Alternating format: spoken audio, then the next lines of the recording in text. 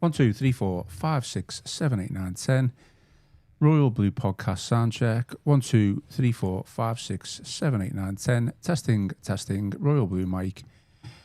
Tuesday podcast. 1, 2, 3, 4, 5, 6, 7, 8, 9, 10.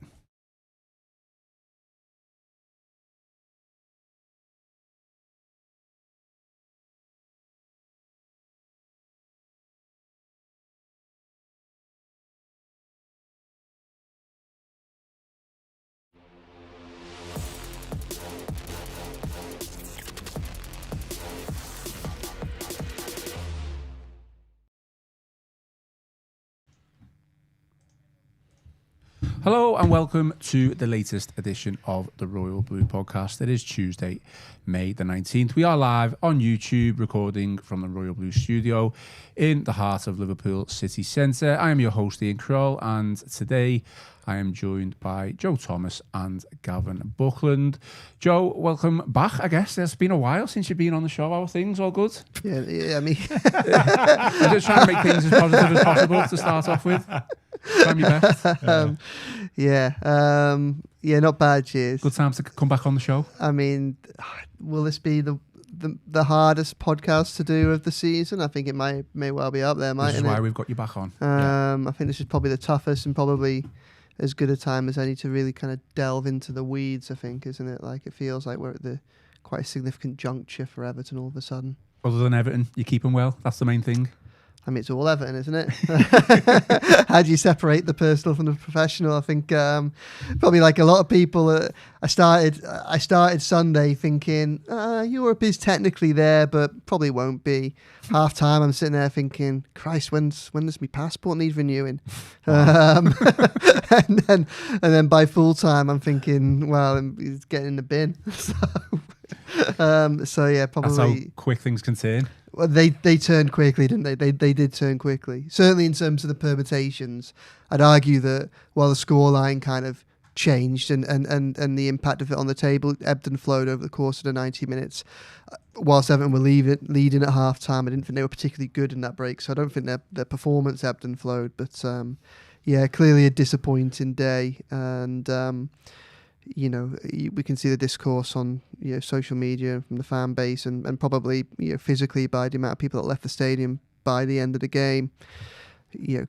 Clearly it's a result that has had consequences. It will have real world consequences for Everton and Everton fans, and I think it's certainly had immediate impacts on the psyche of Everton supporters as well.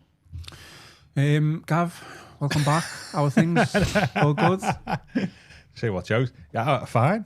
Yeah, absolutely. A bit disappointed about Sunday, and there's been a lot of good stuff knocking around and comments from a lot of people this week, including Joe's latest Substack column.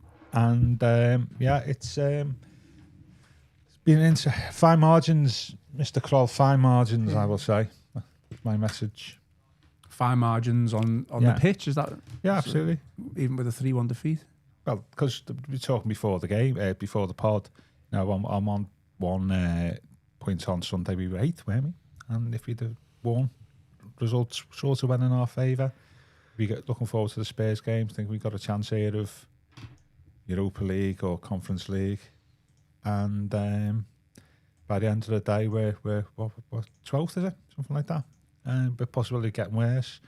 So yeah, it was always going to be like that the end of this season, wasn't it? Just unfortunate that we've timed our worst run of the season at the worst time of the season, is what I would say. Okay, well, today's agenda, we will continue to dissect Sunday's 3-1 defeat to Sunderland. Tony Scott and myself did a post-match reaction following the game. It was it was an emotional show, as you can imagine. So if you haven't, go and listen to that, go and watch that. We'll try and be a little bit more measured, I guess, on today's show. Probably not. I will. That's why we've got Joe in.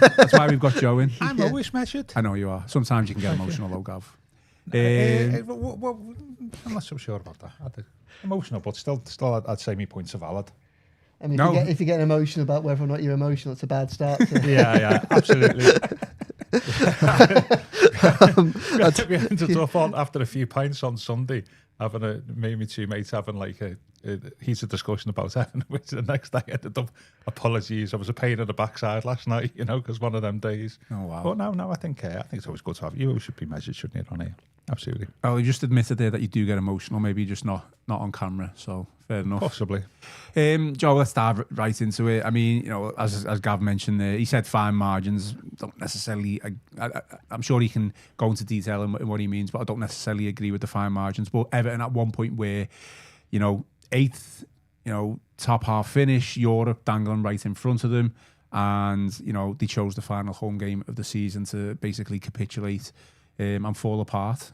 Yeah, I mean, firstly, I probably agree with Gav over the fine margins point. We'll come to it later, but I think fine margins when you're assessing the season as a whole is probably something that is quite apt in terms of judging where they have been and where they could have been. And then probably just you're saying there they chose the final home game of the season to collapse like that.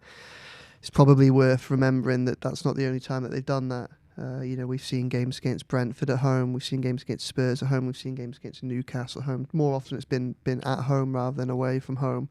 And I think that whilst that really good run heading up to Chelsea lives so fresh in our memory and is one of the reasons why the 6 games without a win after it and the consequences of that poor run feel so depressing and disappointing and frustrating right now. Yeah, there have been other points in the season where it has been patently obvious that the progress that has been made by this team is still fragile and is still vulnerable.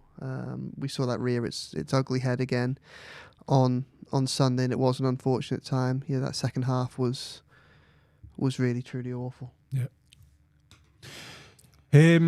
Gav, come to the fine margins, because I do disagree with you. I think kind of maybe I'll get emotional in a minute if you disagree with me. Do you mean fine margins across the season and maybe Moyes' approach to winning football matches? Because I didn't see any fine margins within that game. I think both teams were relatively poor. We were lucky to go 1-0 up at half time, and then second half we were just as bad, and Sunderland ran away with it. The fact that we're both relatively poor, that makes it a fine margin game, doesn't it? But the one is slightly better than the other key moments, which I think Sunderland at the end had a little bit more up top.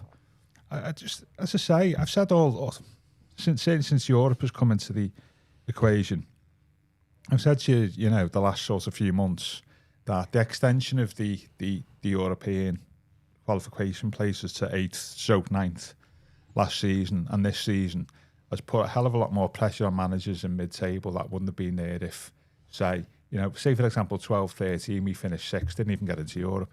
So that means what would have been seen in the past as especially in our position, a solid mid-table position for you to move up from, suddenly becomes an abject failure because you've not got into Europe, and I think there's something in that. At the same time, that doesn't excuse anything, the performance on Sunday and indeed some of the performances in the last few weeks, but it was always going to be. At the end of the season, where you've got 7-8 clubs going for maybe 3 or 4 places, there's going to be a couple of clubs who are left out of that in terms of European qualification. And it's also pretty much likely now that we're going to be that. It's like a game of musical chairs, isn't it? We found ourselves without a seat at the last moment, but it could have been another club. But the reasons for that are a lot more than, as Joe was saying here, a lot more than just Sunday. It's really, I think the Bournemouth game is a turning point for us defensively, wasn't it? As I said the other week. And we've not looked, after conceding 28 goals in 26 games, in the first 26, goal of the game for the first 26 games, I think what we conceded in the last 11 is 20 or something like that. We've gone from 1 goal a game conceded to 2 goals a game conceded since the Bournemouth game. And that's really where the issues lay for me. Because we score goals, Barry and Beto have been knocking them in, but I think it's defensively. But I know you've got a lot of views on this, Ian. That to me has been the biggest issue. It's certainly been the biggest issue over the past 6 games, hasn't it? About Bournemouth.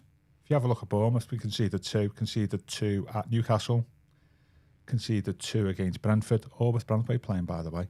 So it's not Tarkowski and Keane, it's Tarkowski and Branthwaite before then. Tony made that point in the post-match, and I didn't challenge him on it. But I don't like. A lot of people said it's fallen off since Branthwaite's gone out, and I agree. No, it started to fall away before then at the Bournemouth game. And with, I said the other week, Pickford's, drop off in form as well, which is probably linked to that as well. And I think that's where the issue's been for me, because Moyes' team historically don't score a lot of goals, and he prides himself on keeping it tight defensively. I said before, he likes his 1-0, 2-1 wins. But if you're conceding 2 goals a game, it makes you very difficult. For Moyes, makes it very difficult for you to win football games. And that's what we've been doing. We've been scoring 2 goals a game and not getting anything, and or a point. And that's to me is the turning point. The Bournemouth game in was it February? We've not looked the same since then. We've had a couple of good wins, but the reasons for that are varied. Joe, just coming back to you. You mentioned progress. I want to come back to you on that, but just to touch on Gav's point about the defence. Has Moyes, over the past, at least, let's talk about the last 6 games where it seems to be we are, conceding a lot of goals. In your eyes, in your opinion, has he made a mistake in not trying something different in defence? I think it's a difficult one because, firstly, obviously, it's the exception of with Branthwaite, the O'Brien, Tarkowski, Mikalenko element were also, albeit they weren't keeping that many clean sheets, but the results were far better in that run of games before. A lot of players are getting criticism now were also players that were integral to the run that took Everton to the cusp of Europe and that win against Chelsea where it looked like it was Champions League. So I don't think that anybody was coming out of that 3-week break thinking that this starting 11 needs wholesale changes. In the 6 games since, and obviously Branthwaite's got injured, which does hurt the team. It's a difficult one because, look, clearly Tarkowski and Keane as a partnership is probably the weakest of the ones available to Everton out of that lot. But the problem is that you have what is still, and it's important remembering this, particularly given how bad they're fading in games at the moment. And Moyes has to take some of the responsibility for this. Where I think Moyes' issues have been probably less on starting 11s and more on rotation within games, I think, because I think it's pretty clear that one, Everton have a pretty small squad, and 2, that there are some players within that squad that he, for whatever reason, doesn't quite trust or doesn't quite think's ready. Moving O'Brien, I don't like O'Brien at right back, but is there a good option? Coleman clearly just isn't fit enough to be a consistent. I think he came on for the final minutes the other day, and to me it looked like he was limping off the pitch. Yeah. Nathan Patterson, I would have liked to have seen more of. But Moyes is not the only manager to consistently turn away from Nathan Patterson. Sean Dyche did it. Frank Lampard did it as well. I think most of us have moved past seeing him as a sustainable solution on the right for a long time. I thought he played well against Villa, and like I said, I would have maybe liked to have seen a little bit more of him over the course of these last few games. But then you look at other options. James Garner, you could move to right back, but then you take out a player who's probably been one of the best centre midfielders in the Premier League, full stop, this season, and you lose from that. Yeah. And particularly once Idrissa Gueye gets injured, and that is one of several injuries that's impacted Everton just at the worst time. When you take Idrissa Gueye out, do you really want to then take James Garner out of that midfield as well? Probably not. Merlin Röhl might be an option at right back, but for anybody that saw his one-on-one defending against Tyrant Mitchell for the equaliser against Crystal Palace, the second equaliser from Crystal Palace the other day, just couldn't quite get his feet right, couldn't quite cut him out. So he's clearly not a perfect solution. There are square pegs and round holes all around the team, and not all of that is necessarily Moyes' fault. I also think that, albeit they've conceded more goals in the past 6 games, they're creating more chances. And I think that's something that perhaps is being missed in some of the debate around Moyes and setup right now, is the fact that, yes, they're conceding more goals and maybe not necessarily conceding that many more chances against them, but more of the chances are going in. But they're missing a lot going forward. This hasn't been, in most of these 6 games, Everton have had the chances to win them, and I think that for all the conversation that's going on around the manager at the moment, some of it has to go on the players as well. I think that if you look at the weekend, and Dye misses another good opportunity, but you go back to Palace, Keenan Dewsbury-Hall has 2 1-on-1s, and Dye misses a really good opportunity late on in the game. You go against West Ham, they miss good opportunities. You go against Man City, and Dye has 2 1-on-1s. Maybe did he have 2 or 3 1-on-1s that he misses? Yeah, he had 2, and there's another one where he should have passed and he didn't. Where he should have passed and he didn't. So you look at Liverpool, and there were missed chances in that game as well. So, really, I think it's almost been a bit of a perfect storm of everything. I think really it's the fragility of the side that you see. The reality, I think, when you look at this Everton team is, and this has probably been the case throughout the whole season, the minute the Jordan Pickford, Ilman and Dye and Keenan Dewsbury-Hall go from producing an 8 out of 10 performance to a 6 out of 10 performance, the team just drops off massively. And I think that's probably the big problem. The team is still over-reliant on a handful of better players to consistently pull it through. And I think come the end of the season, just too many of them have just dropped off. They've probably got good reasons to do so. And I think that when you look at the last 6 games as well, it's as I say again, it's a bit of a perfect storm because you've had significant, better players have fallen off, have become less effective. They've had bad luck with injuries in Branthwaite. Beto for the game in a bit that he missed. I mean, he was one of the better players on the pitch against Liverpool. Yeah. I mean, even within games, you look at Liverpool, Branthwaite and Beto were probably the 2 best players on the pitch. They go off injured at 1 each. And Branthwaite not to be seen again. Beto to miss a West Ham game where he may well have been more effective than Tierno Barrian. You look at Idrissa Gueye, midfield is significantly weaker without him. Just very, certainly don't want to labour this point. But against Man City, the 3rd goal goes in when Timo Robenham, who, whatever you think about Robenham as a player and where he should sit within the Everton kind of squad, he was having an absolute stormer of a game in that match, and he goes off at the end injured, and then they concede the goal. Yeah. And then you throw on top of that the decisions. Keenan Dewsbury should have had a penalty against Liverpool. It should have been a penalty for handball against West Ham, and there should have been a penalty against Man City at 3-2. And I think what you see is, I think at various points in the season, this team is just about good enough to overcome some of those things. If they have some bad decisions against them, they've got the players to kind of overcome some of them. Have a few injuries, they can maybe just about. But what they can't, what they're not good enough, and maybe Moyes within this as well, what that group as a whole isn't good enough is, it's not good enough to overcome big players dropping off, bad decisions going against them, injuries as well. And all of those have happened in the past 6 games. Look, Everton are complicit in their downfall. They don't deserve to get into Europe. How can you say that if they don't win any of the last 6 games? Yeah. They don't deserve that. And some of the pain is self-inflicted, but some of it is also kind of external forces as well.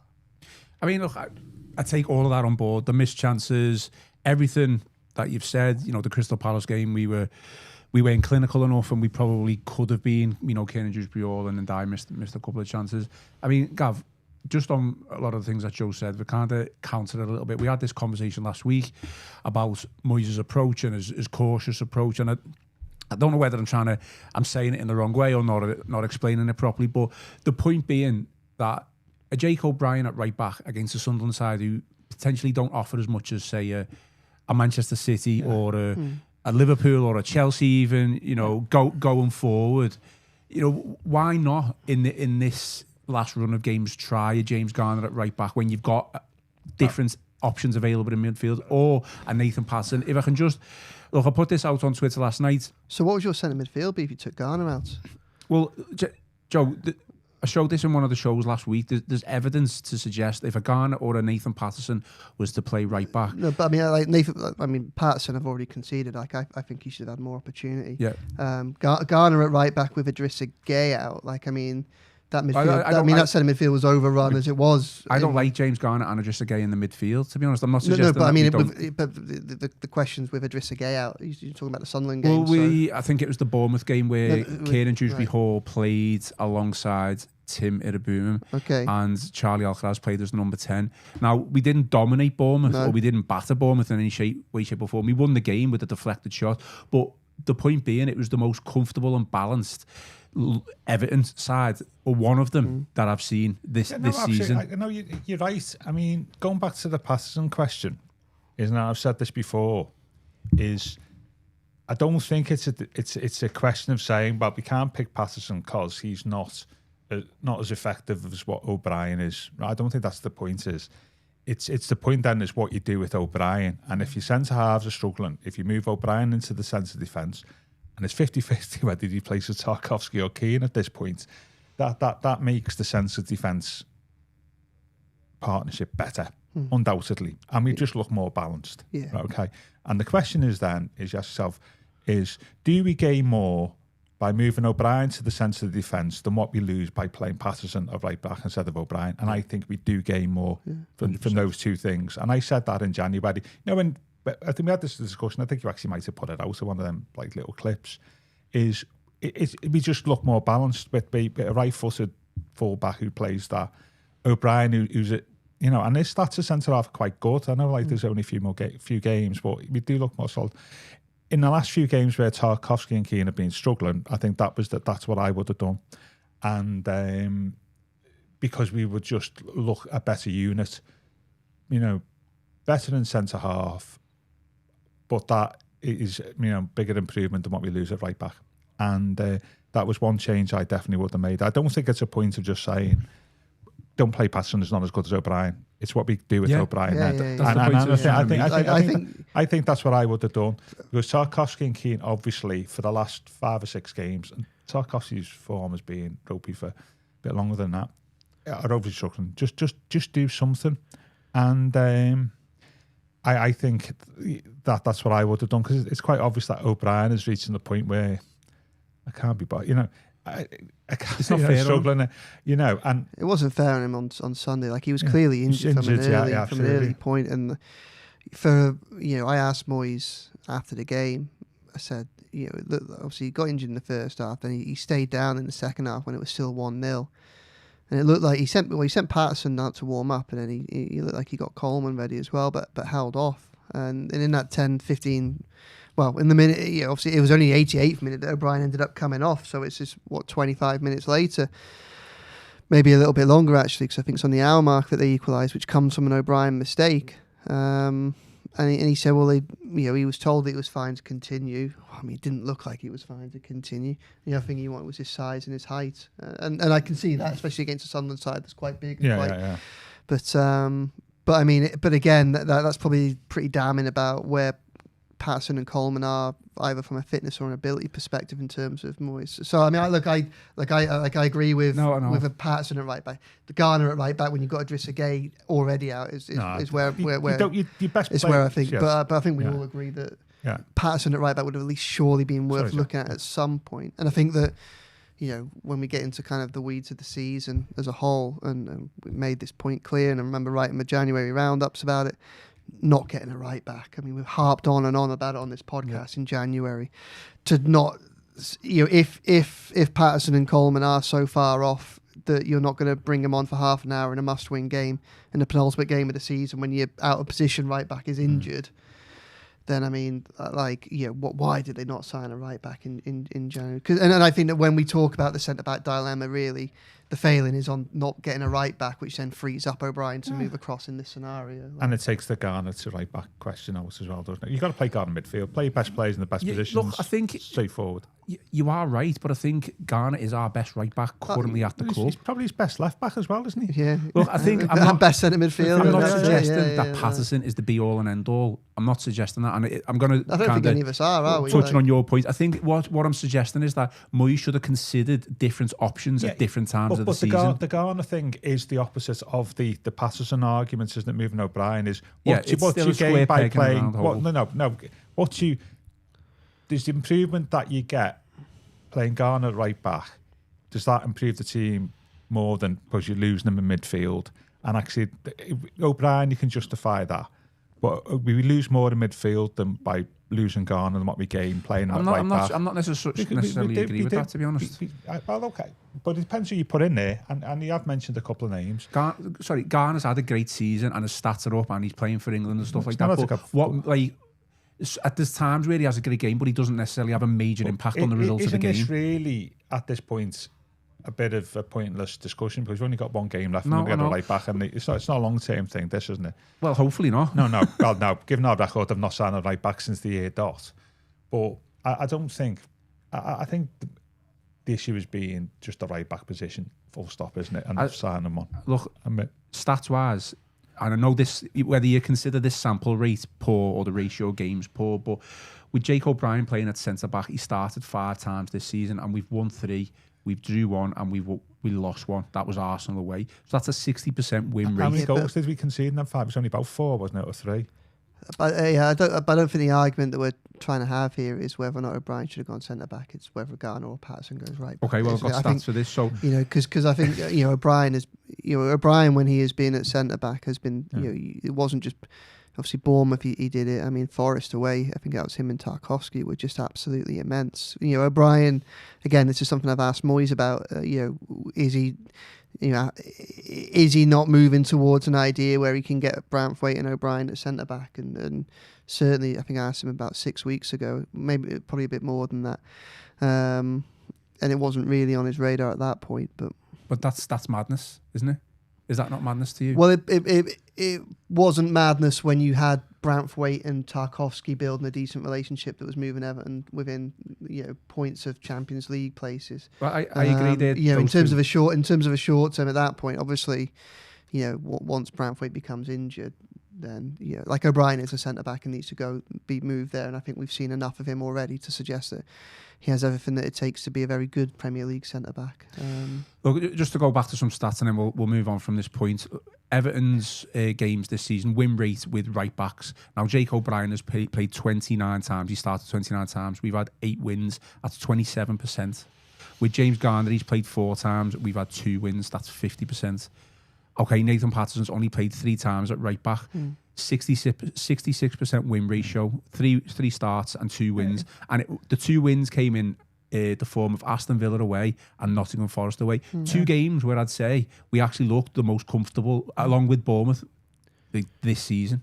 Bournemouth away, yeah, absolutely. Yeah. Garner played right back in that game. Villa away, we looked very comfortable. It was probably in many respects, our most complete performance of the season from back to front, wasn't it? But so there's evidence there to say that has worked, and we haven't tried that often enough. But it's not enough. But what I would say is, I'll just go back to my point I think I made around that time when he was getting picked against Villa, is if you play Patterson, okay, you might lose a little bit, but if you that means moving O'Brien to the middle of the centre, the centre half positions, you gain more.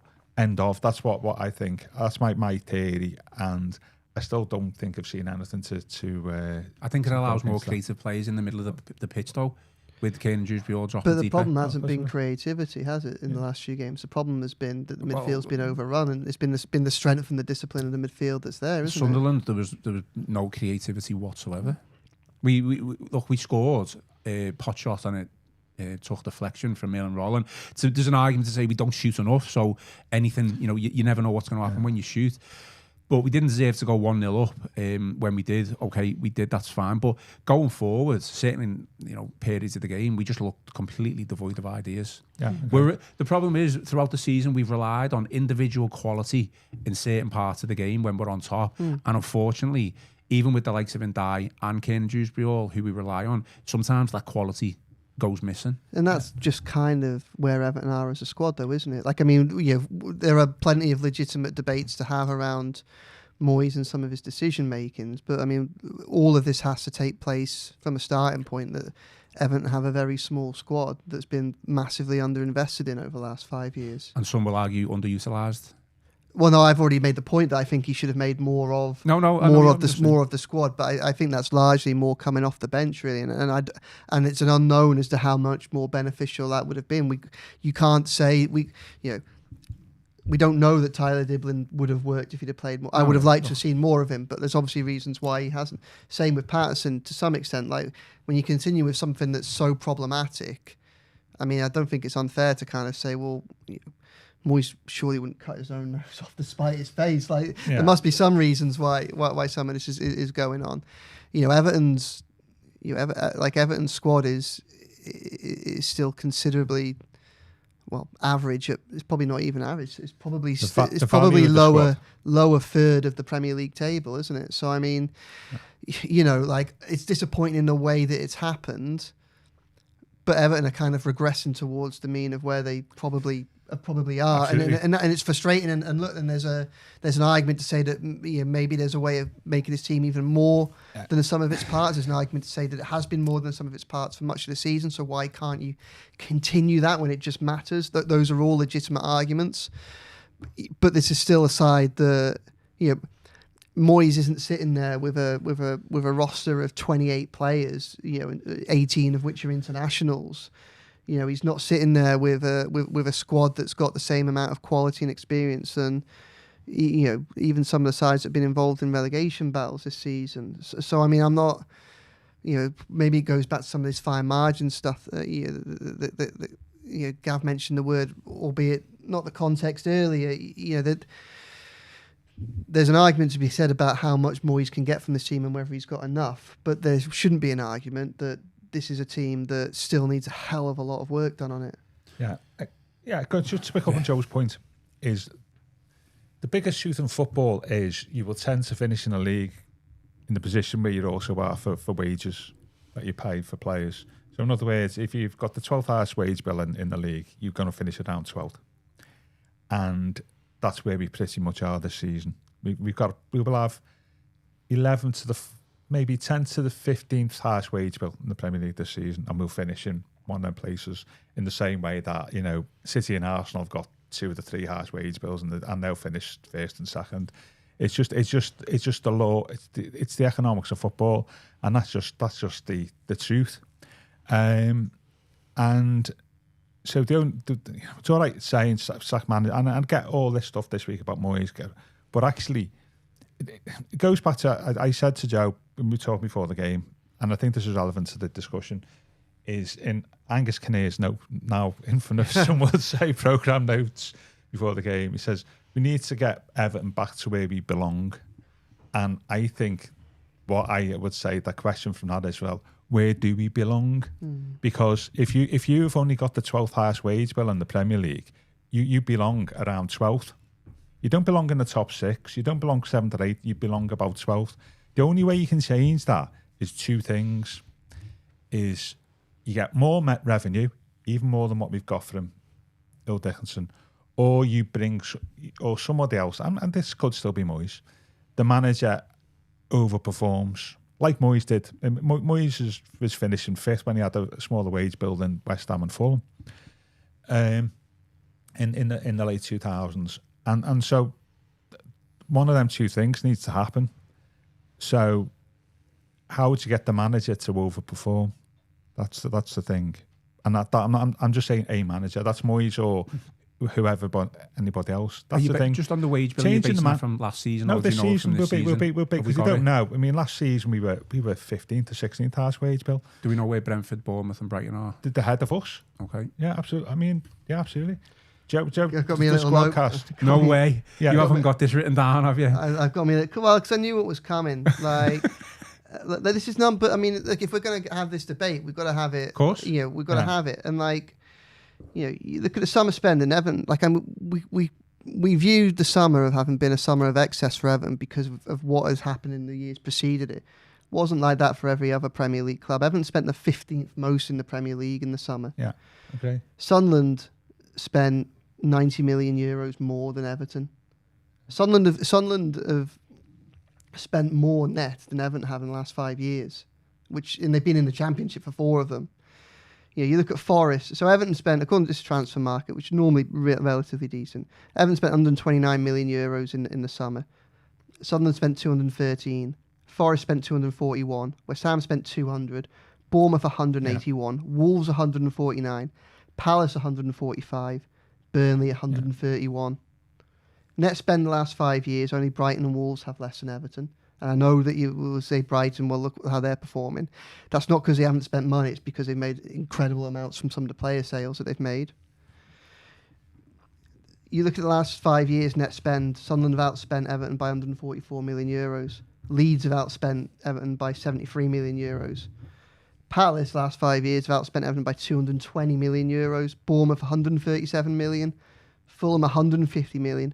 Forest outspent Everton 365 million euros. Newcastle, 478 million euros. West Ham, 364 million euros. Yeah. Like, I mean, like that tells you everything it's not just that Everton did spend what was for Everton, in Everton's context, a lot of money in the summer. But one, they were starting from one of the lowest bases in the Premier League. Last year, their squad cost was of a similar level to some of the top end of the Championship sides. And two, not only are they playing catch-up, but they're trying to play catch-up while still spending less than most of the other teams around them. And that's kind of where the problem is. And that's where, for me, the argument is, there's a lot about whether progress has been made. I think it's pretty clear that progress has been made this season. I think that's undeniable. I think in what sense? Well, I'm going to get onto that, aren't I? So I think progress as a club. We talk about where they've come from. You look at the books. Okay, they needed a sleight of hand to sell Everton's women's team for the losses to be much less for last year, but we can see in so many ways the financial side. The club is in a much stronger financial footing. The way that the debt has been restructured. Yeah. The club's moved to the new stadium. It's had that season. We've had the season of the transition. They never seem to go well for anybody, but they're in there and reaping the commercial benefits, which will start to have an impact on what the players, what the club can do in the transfer market. This has been a season. Look, Everton finished by rights. If you add the points that they should have had 2 years ago, they finished 13th on 48 points both those last season. Now there's still a chance that they finish 14th with 49 points this season if they lose the game. But it hasn't been a regression by any stretch of the imagination. There's a big difference between staring relegation in a battle of face and then finishing strongly to 6 games out, being within a win of the Champions League places and then finishing poorly. Yeah. The fact that Everton haven't had to look for 1 second, think about relegation this season. Now that might be that I'm not saying that's not a low threshold for success. I'm not saying that's not the case, but it is definitely a step forward. You look at the players on the pitch and some of the results that they've had. Some of those wins, Aston Villa away, Bournemouth away, Man United away, the way they demolished Chelsea, the way that for big chunks of the game, for the first half an hour against Liverpool and for the last 40 minutes against City, it looked like Everton could take on the world.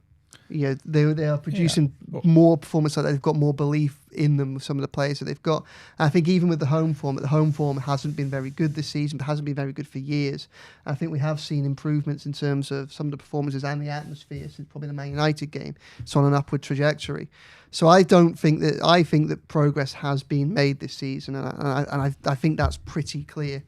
The questions are probably more about, one, whether enough progress has been made, and two is probably, look, the Freaking Group and maybe Moyes have taken the low-hanging fruits.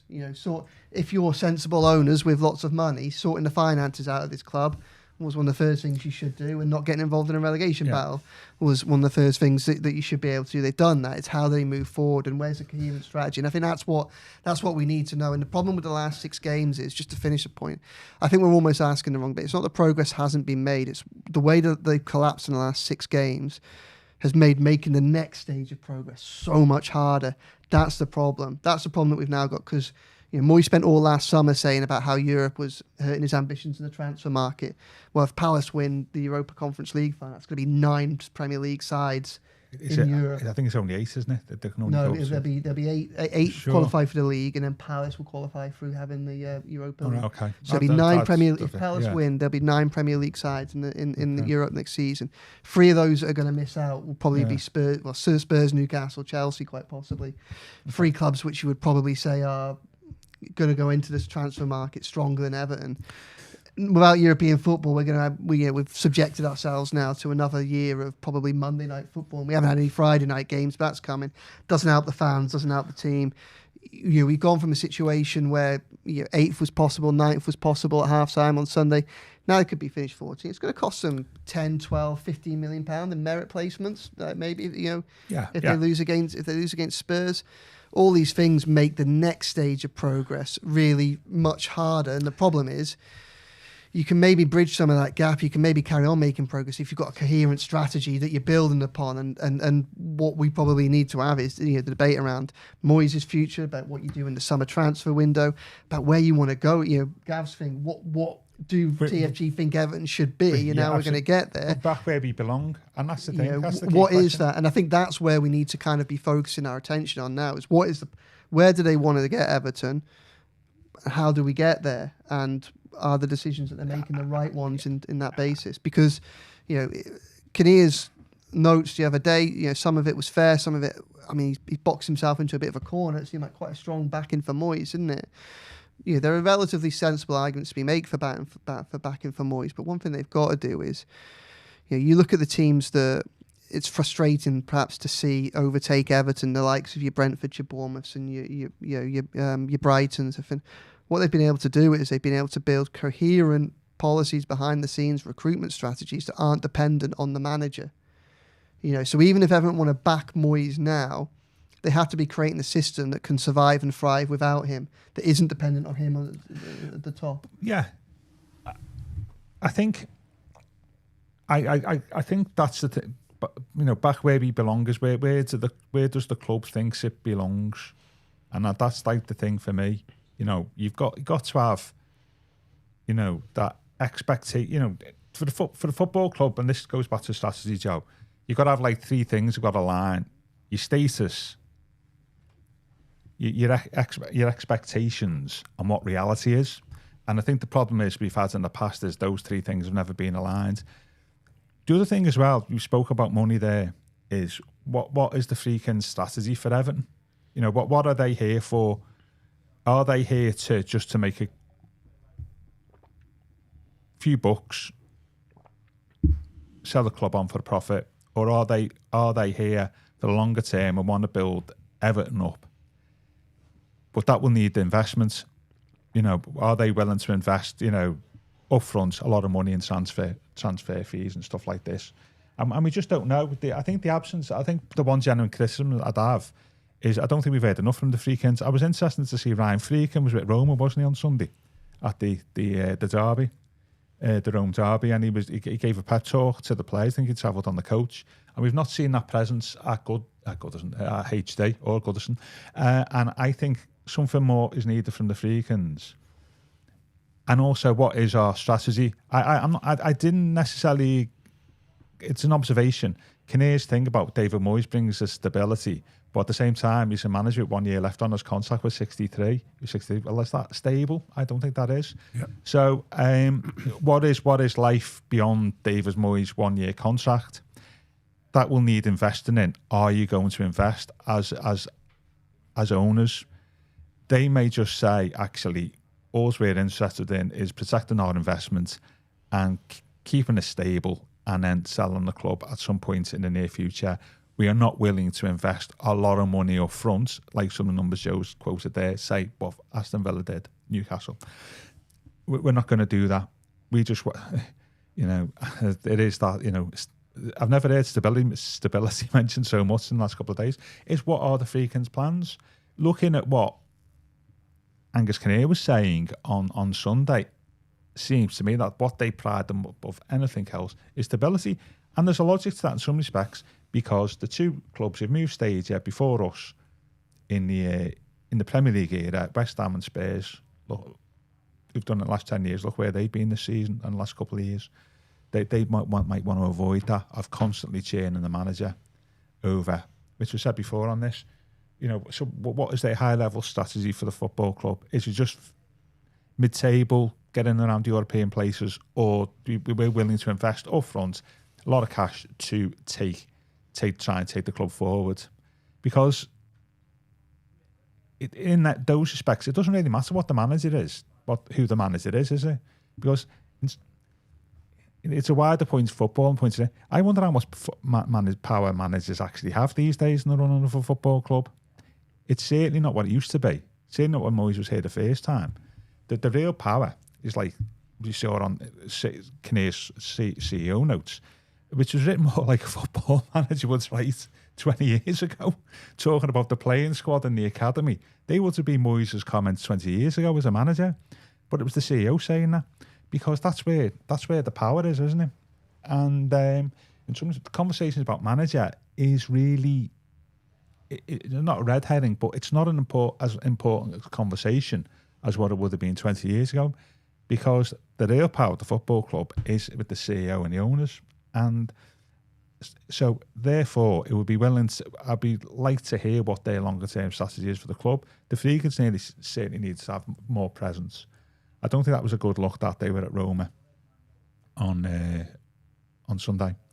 and I think that would be helpful. But what is the strategy of the football club? But Kinnear, like beyond next year, I year? don't disagree with you, but Kinnear is obviously the mouthpiece for that, and he's come out Well, and said what the club expect over the next 12 months or 12 to 24 months. Well, is further what you got with stability. stability, isn't it? You know, and so therefore, is he basically saying there is like Moyes' contract going to be renewed during the summer? I got the opposite to that. No, so I got the opposite that I might be completely off here, completely wrong, that they were maybe just going to let it roll for 12 months. But that said, that's not stable. No, I agree. That was my impression, and I might be completely off it there. This is what we're going to be doing for the next 3 years or something like that. Well, actually, what they're saying is actually either going to extend David's contract or them going in the next 12 months. So therefore, what's stable about having a transfer pot for a manager who actually might not be here in 12 months' time? That's not a particularly stable way of working, is it? I completely agree. Said the same thing. And that's where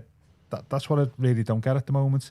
Or as I say, you know, expectations, reality, status, they all need to be aligned throughout a football club, and ours aren't. I don't think they are at the moment for a number of reasons. And I haven't been. Mashiri was the who I spoke to before the game actually on Sunday. Yeah, absolutely. Get him on the pod. Yeah, yeah. Track record about Mashiri on the pod.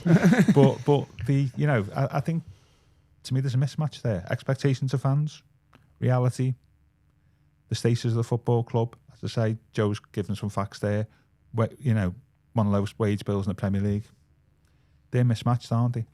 How do we create a strategy that matches them all together? There's a lot of points I want to bring up after what both of you just said. I'm not going to be able to do it within the time that we've got. What I would say is, Joe, just some of the points that you both touched on. The mantra or belief, whatever, that money equals position in the league. That's fine. I get that theory, and it's probably not all the time, but over time, but it's probably not far off. So that's what I'm saying. I agree with you. But recruitment wise and money spent, I guess it is all relevant. You know, the problem that has got us into this issue, or the issue that has got us into this problem, is that we've overspent previously under different regime, granted, and we've never really been able to rectify mistakes like some of the top clubs have been able to do. Like the City, just able to go out and spend, stuff like that. So we obviously, at a club with the rules and restrictions and the capabilities that we've got revenue-wise, we obviously need to be smarter. Yep. This is not looking at it in hindsight. This is just looking at it more of an assessment of what's happened over the season. The recruitment from this last summer has now, it comes across as really poor. So it doesn't necessarily fill me with confidence moving forward. Now, I know things might not have been necessarily all in place last season, and then you've got David Moyes coming out middle of the season saying, well, I have final say on transfers. But if we're lower in terms of spending in the league table, money spends, I can accept that, but you have to be smarter. You can't be going out with a scattergun approach, which is how I see what we did in the summer by spending 40 million on Tyler Dibblin, who was probably the fifth, sixth choice right winger. Now, if you remember back, the biggest clamour last season for a particular position, well, two, it was obviously right back and right wing. Like, we have to buy a right wing. Striker. Fair enough, but we got one in. The point I'm trying to make is, it was a right wing, we needed to buy a right winger. What ended up happening was that we ended up bringing Grealish in, and then we realised, actually, we can play Illiman and Dye on the right-hand side. So the need or the necessity for a right winger probably actually wasn't there if there was forward thinking, if there was forward planning in what we were doing. It just seemed to me that was a bit of a scattergun approach. Another one, we were going after Liam Delap. Okay, we didn't get him. Then we literally kind of change and go for a different profile of striker in Tierno Barry. Like, doesn't seem to be a clear vision or plan, or there didn't seem to be a clear vision or plan in the recruitment side last season, and we can't keep continuing to make these mistakes because we're just going to end up in the exact same position as we were under Mashiri by not having these players on kind of long-term contracts and not being able to sell. Well, that's precisely what I said in my last answer, that they've got to create a system whereby players are being recruited to a plan that can survive regardless of who's in charge of the manager. There has to be strategic thinking, it has to be coherent and joined up. I think last summer was a strange summer. Obviously, Angus Kinnear came in just before the final game, for the final home game of the season. and the appointments for the senior leadership team followed throughout the summer. Yeah. So, we can't necessarily say that there's a transition there from Farwell and Purdy to the new regime, and that obviously would have caused problems. Because not everyone's through the door. I think you're probably not wrong to say there's been a bit of a scattergun. They probably needed 2 right wingers really last season. They haven't had enough right wingers, and the ones they had last season were on loan, Harrison and Lindelof, weren't they? Not that they were exactly pulling up any trees either. I mean, Delap, I think, was a player that was there because he was available, and he was the only reason that he was the only reason that he was attainable for Everton was because he had the £30 million relegation release clause in from Ipswich. If he didn't have that, then they probably could have tried to sell him for 50 million, and that would have probably taken Everton out of the equation. But that was a situation that Everton moved on quickly from, because obviously it was dealt with early on in the summer. But yeah, I mean, I think with recruitment last season, it's clear that there was a lot up in the air, and it's clear that there probably was a bit of a scat. And to be honest, I think it became clear. Like, you look, the squad is too thin as it is now. Anyway, there were so many players out of contract, which was something that slowed them down at the start of last season. That I think they got to a point where they just needed bodies. So much of the business was late, and I think maybe there's a story that we're perhaps not quite getting about some of those players who signed off, and maybe maybe Diblin, maybe Asnu, some of those players that came later on in the window. Were they being signed because Moyes was desperate for them, or was Moyes signing off them because he was desperate for bodies? And it may well have, it may well have been both. It may well have been that Moyes was taking what he could get rather than what he wanted, because anything was better than nothing. Which isn't good. I'm not saying that's good. I think when you look at the success of the recruitment, obviously the 2 goalkeepers, backup goalkeepers, you can't really judge.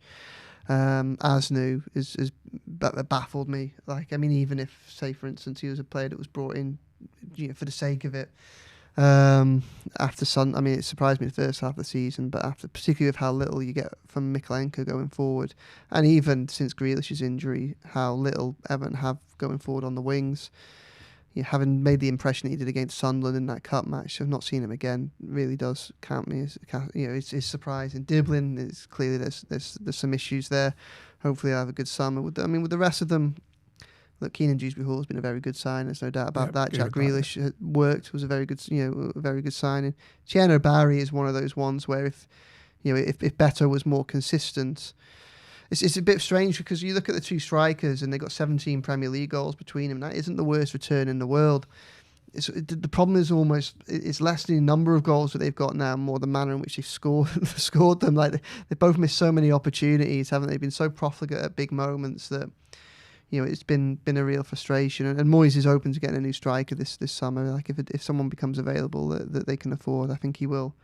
He will seriously look at it. So we'll have to see how it goes on that front. But Tieno Barry, I mean, if it wasn't for the personal issues as a result of the aftermath of the Arsenal game, I don't think he's necessarily had the worst first season in English football. For a young raw player striker coming in, the issue has again been the fragility of the squad around him. That there's been so much pressure on him to do better so early in his Everton career, because Beto wasn't scoring the goals in the first half of the season.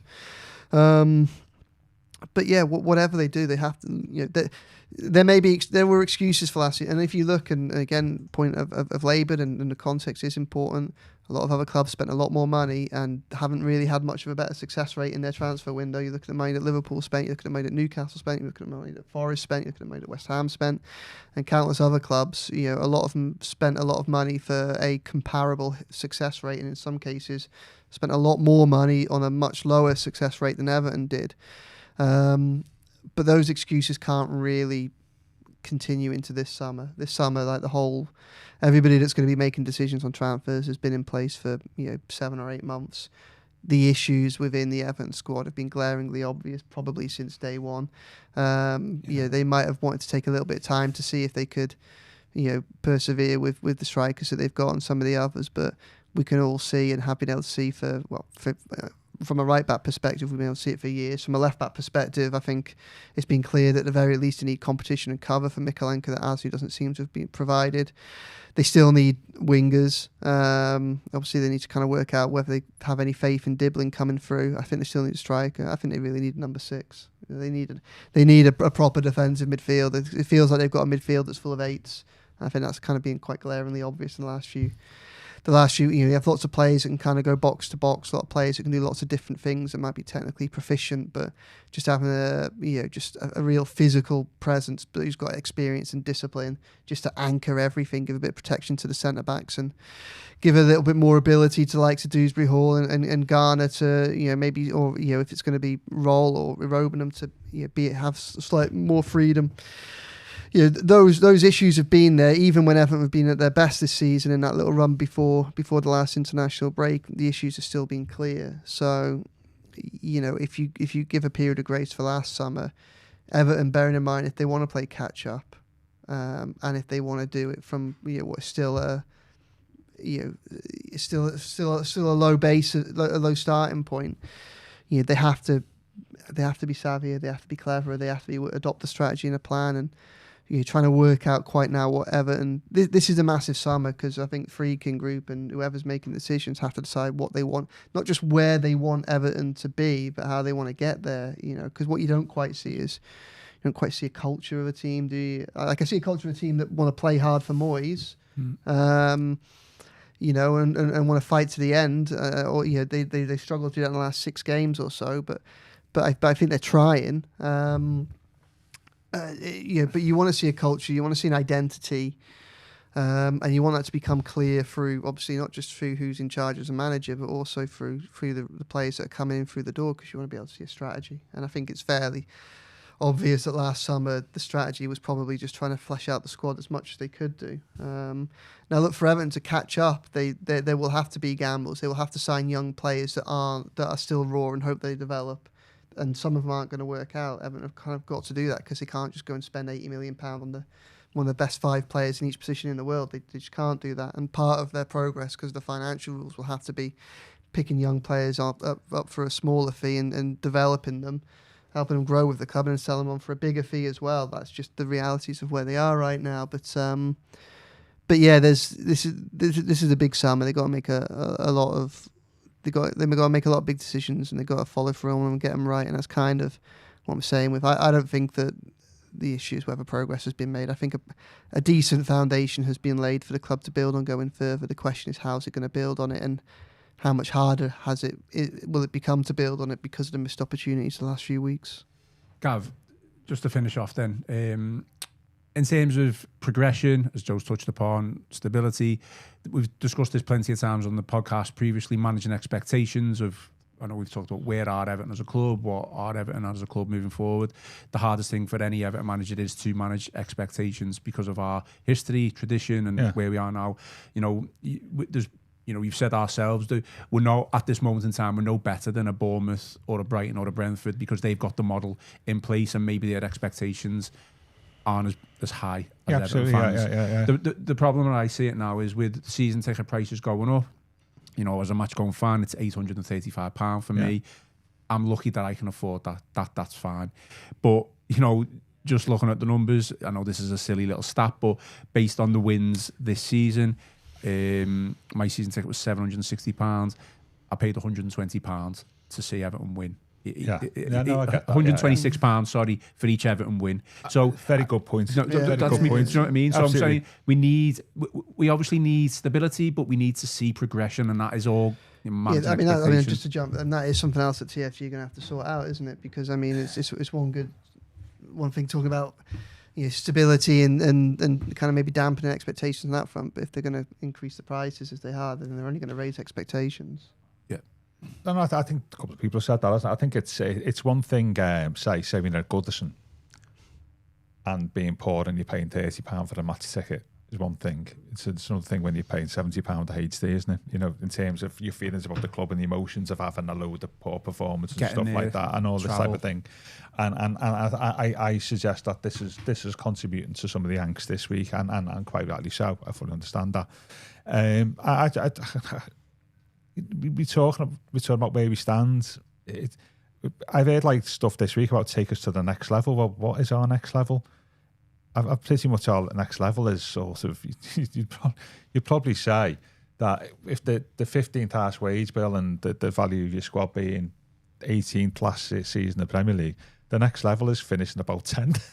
That's where we're finishing, or even eight would be the next level. I don't know what we mean by the next level and where it is. I don't think possibly the club don't know that either. Picking up on Joe's point, I think it was an interesting thing about strategy and stuff. I don't want to talk. It sounds like you had like management away day, don't it? Is Kinnear's thing? We always knew this was going to be a 2-summer project. Well, hang on a minute. If you got a strategy, it's going to be like a 5-summer project, isn't it? Stuff like that. That's what he points about Moyes' contract. Exactly, yeah, absolutely. So really, you would think that there is actually no strategy there beyond Moyes' termination of his contract or the end of his contract next summer. But I'm just fascinated about where we stand and how we get to the next level, because that needs money. And and as people said, they're smart recruitment and buying cheap and selling high and all that type of stuff is how we're going to do that. The one thing I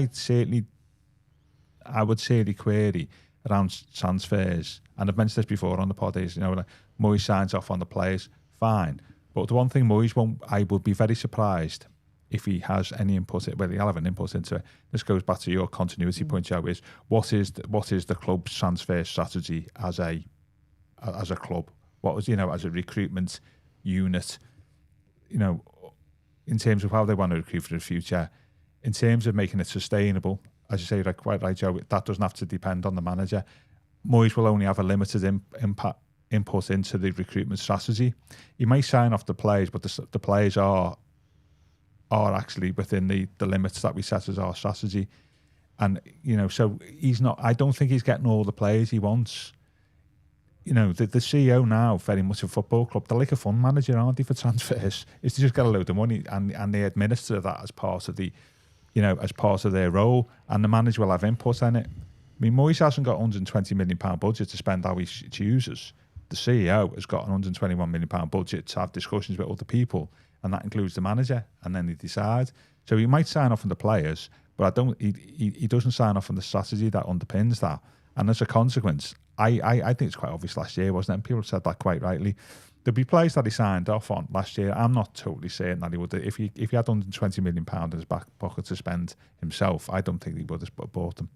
And this is the downside, isn't it, about having a sustainable functioning transfer policy that will enable you to move from manager to manager seamlessly. The downside to that is sometimes, especially with Moyes' sort of experience and record and how he likes to operate, the downside to that is sometimes there will be occasions where I'm sure he's signed off on players that actually he wasn't particularly happy with. It was just getting a bum on a seat. And I think some of that has come to fruition this season, as we've seen. It will be interesting to see how that changes during the summer. But the problem with that is Moyes has only got 12 months left on his contract. He had 2 years left on his contract last summer, didn't he? And that's the big thing. It's all right, Kinnear saying, stability and strategy. Well, hang on a minute. You've got a manager who's 63, 1 year on his contract left. That's what you need to be sorting. And so I think there's lots of things there to discuss. I get the calls for Moyes to go and all that, but I don't think in the modern football just changing the manager has the massive transformative effect that people think it does. Like compared to years ago, it just doesn't. That's why, like the Chelsea and Tottenham have been struggling, haven't they? Because actually the power of those clubs is not in the manager's dugout, is it? It's elsewhere. And therefore you're only as good as how well they're doing the jobs. And you've seen that probably at Liverpool as well, to be honest with you. So it'd just be interesting to see. I think that how that pans out in terms of the whole hierarchy and strategy of the club going forward. But we need more input and visibility from the Freakins within that, because I think they've been poor this season. I think for Coleman's last game at the first stage, last game at the first season at the Stadium, I would have expected a little bit more on there Sunday, not to be in the Roma dressing room against Lazio. Okay, well, we will leave it there. We've gone over the hour. But don't worry, we are going to be back again tomorrow for another live show. It is going to be me, it is going to be Tony Scott, and it is going to be Chris Beasley. But it has been good to have Joe back on the show. It's been far too long, Joe, to be honest. Gav, I'm sure we'll have you back on next week at some point as well. Yeah. Good stuff. Okay, that has been your Royal Blue podcast. I do apologise. I've read no comments out in the show, but it has been a lively one. Plenty of points and discussions that everyone wanted to get across. So we'll do our best to read out as many as possible in tomorrow's Wednesday live show. So join us for that one, whether that is live or whether that is you listening to it on Apple or Spotify. I've been Ian Croll, joined by Joe Thomas and Gavin Buckland, and this has been your Royal Blue podcast.